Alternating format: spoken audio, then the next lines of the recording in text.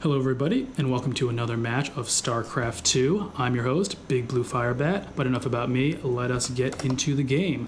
We have spawning here as the Red Terran, LiquidJinro, and his opponent is going to be none other than IMNesTea. I am, of course, the clan tag, the player name, NesTea. And the map is going to be Typhon Peaks. An interesting map added, I think, in Season 2 of the Blizzard ladder, and kind of interesting map in that there are no gold expansions on this map. Otherwise, it is a fairly large map. It favors more macro style play, and an interesting feature is the natural expansion, which is very wide open. If the game is able to survive into the late or mid game, it offers a lot of resources, but oftentimes early pressure will shut down a Zerg fast expanding. So I think that NesTea is going to have to be careful of that. Right off the bat, we have Jinro just doing what he does, walling off the ramp here. Always a good idea against a Zerg player.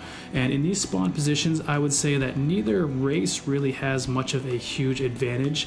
I would say Zerg, if I had to choose, would be slightly at a disadvantage, if only because of the fact that their natural third is actually moving towards the Terran's base, and he's probably going to want to expand up into this further away third base, but that means he'll have to break down these rocks, have generally a longer run distance to get there.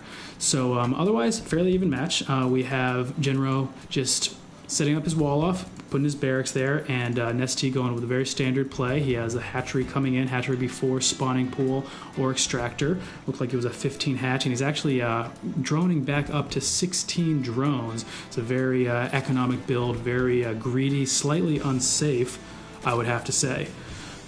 Now we have Drone Scout going out. It's going to find Jinro's base right away, and we have the drone. It's going to look like it's going to sneak in, do a little bit of damage to that SCV, and decide to leave instead of scouting around. It knows that the Marine is probably about to pop out, and he sees kind of what's happening. He is not too concerned, and this Marine is just going to scout around, make sure that the drone... Oh, the drone went back to scout a little bit more, but luckily this Marine is out here to shut him down.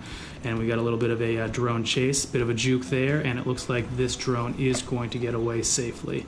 In the meantime, Jinro still does not know where his opponent is, but based on the direction that that drone came from and the time that it showed up, he can probably guess. And you can see here he's making a beeline right over to where the Zerg player is. He did already explore this upper right-hand section, so he knew he wasn't up there.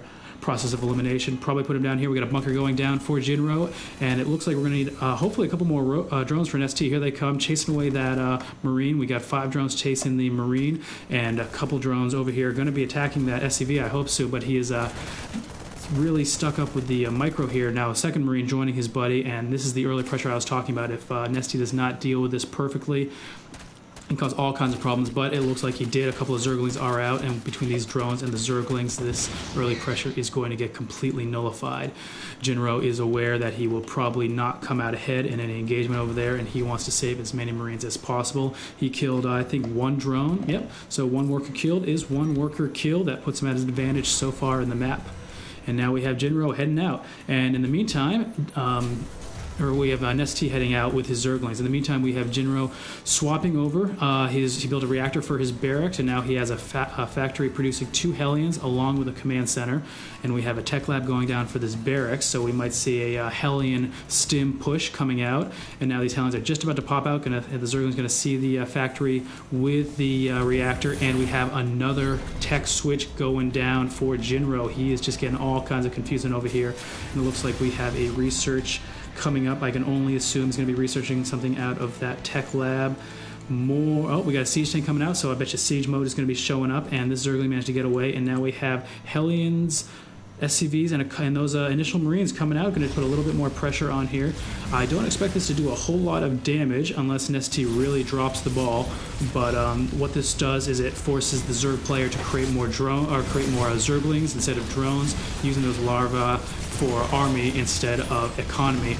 and a fairly even exchange. The Hellion's actually coming out on top, doing a lot of damage to those Zerglings and microing very well from Jinro, while at the same time setting up his orbital command for a second base and running these Hellions around right up into the main base. The ramp was unprotected, and we got drones coming off the line. One Hellion goes down from that queen, and this other Hellion is going to go and roasting away one drone. I'm not sure if he's going to be able to do a whole lot more damage, but getting quite a few hits out here. It's going to take 3 of those hits for that Hellion to kill one of those drones, and this Hellion, 6 hit points, 1 more hit from the queen. I think it's going to go down, being extremely pesky, running around in those bushes a little bit. The queen is off the creep very slow, and this Hellion is all over the place. We'll see if he's going to get any more kills, but here comes Speed Zerglings, and if the queen didn't get him, those Zerglings were about to.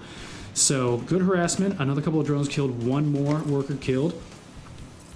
Every little advantage is always welcome, especially at a high-level play like this. And now we have Jinro securing his natural expansion, moving out with these siege tanks. Siege mode has been researched, and this is a nice, solid position. May not look like a whole lot, but those siege tanks will do just a phenomenal amount of damage, particularly to these low hit point Zerglings who like to clump up. So Jinro is actually feeling pretty safe, and IMNesTea, realizing that the initial pressure is probably over and feeling pretty confident about his ability to maintain defense with these roaches and queens, is moving into layer tech, getting his he's got his extractors going. He is harvesting a ton of gas. He's going to be moving into whatever higher tech unit he sees fit. And both players just kind of macroing up. We got upgrades going down for Jinro. He's getting the combat shield upgrade before Stim for his Marines, which will kind of indicate that he's not interested in doing a lot of aggressive timing. He's mostly interested in getting some longevity out of his Marines. He wants them to be able to take a number of hits from any kind of Zerglings. But looks like I spoke too soon. Jinro is going to be moving out. IMNesTea with that little scouting Zergling is aware of the move out, and we got a Zergling just getting off of this watchtower, and Jinro falling back. Looks like he wanted to clear out that watchtower, and what this might do, this could be a feint. It looks like he's going to be going for it, but he might just be looking for more scouting Zerglings. What this kind of a tactic does is it forces the Zerg player to basically go into a guessing game. If they think that the Terran is going to attack, they are forced to make a number of units for defense, and if they are confident that the Terran won't attack, then they are free to make them into drones. But if they guessed wrong, then they are in big trouble. They're either down on economy or they are down on attacking units for defense. And now we got these roaches running and taking some siege tank shots, and Zerglings flying through there and not getting the best surround on the tank. They really want to take those tanks down so they can wrap up the Marines, but those tanks doing so much damage, and now this macro hatchery is in danger of going down. 13 roaches coming in. Spire just finished.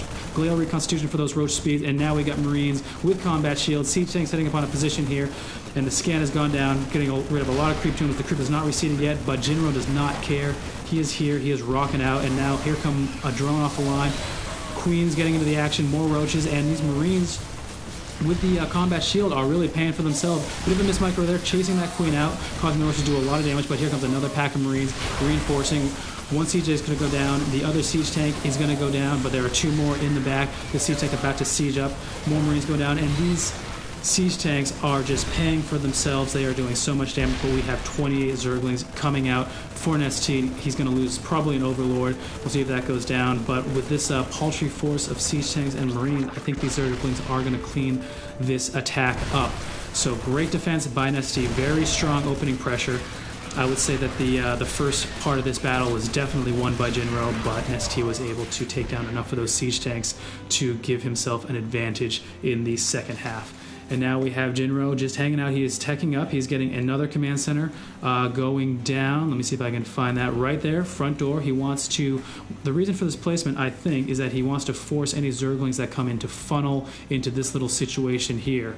He does not want to have a nice wide open space for the Zerglings to hang around. And in the meantime, on IMNesTea's side, he's breaking down these rocks. He is not going for this natural third because it is closer to the Terran. He's going to expand up into this further away third because he needs that extra income. He needs another base. And he's got to support this macro hatchery. He is doing well, spending his resources. Both players keeping their resources fairly low. Jinro a little bit starved on gas, getting his 4th refinery going up now, keeping up with his mules, really just going to town on these minerals with these mules. trying not to use mules on his main mineral patch, which are very quickly going to be mined out. And now we have a couple of Mutualists coming in, taking down those SCVs that were building barracks, but Marines were close by. Stim has completed, and the Marines are going to shoo away those Mutualists. Mutualists are actually very effective, and one nice thing about Jinro's positioning is he's keeping Marines at all of his little spots here. Another nice Stim, taking down a Mutalist, and is shooing all these Mutualists away. He does not want them to be doing any kind of damage. Towers going up for Jinro and his main base, and we have another switch over to factories with a tech lab. We can only expect that Thors will be coming out of there as soon as he completes his armory, which is on the way. IMNesTea, for his part, has been droning up as he likes. He's got another hatchery coming in here. Good timing on his drone transfer. It's going to be a little bit early. Hopefully he'll keep an eye on that so they don't run all the way back with those minerals. And he is just getting more and more tech. He's going for the Mutalist, Baneling, and Zergling style of tech, being annoying with these Mutalists, trying to poke in, try to find that sweet spot in the Terran base. Maybe there aren't any towers, but there are Marines and missile turrets all over this base. I'm not sure if these Mutalists are going to be very effective in the type of harassment that IMNesTea really needs to do in order to get himself ahead in this game. Jinro, for his part, playing very calm, very cool. He's got his third base up and running, so he is currently sitting even with the Zerg player, which is always a good spot for the Terran to be. He is keeping up with his upgrades. He has a level 1 attack for these Marines, making them very effective against Mutalisks, and even a sensor tower going down at this third base.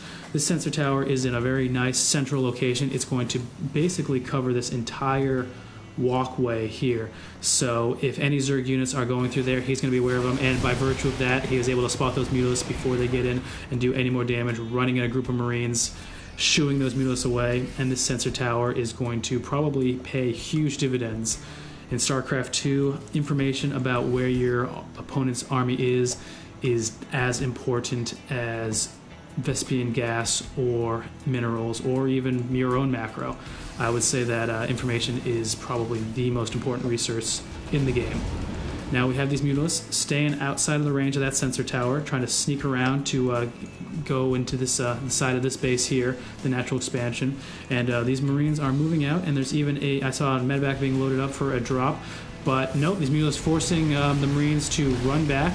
And there's even a group of tanks heading out. Tanks slightly vulnerable, but a couple of Marines behind them. So it looks like they are just setting up at this watchtower. These Mutalists forced to fall back from this huge amount of Marines, was not able to take down this engineering bay with +2 upgrades coming in. And now, once again, Jinro is everywhere with the Marines. IMNesTea able to snipe down a tank. Excellent little pickup there, every little bit. But we have a drop of Marines here in the main base. Going to kill this Queen and going to do a lot of damage to these drones. Drones are forced to evacuate, running away to the side of the base.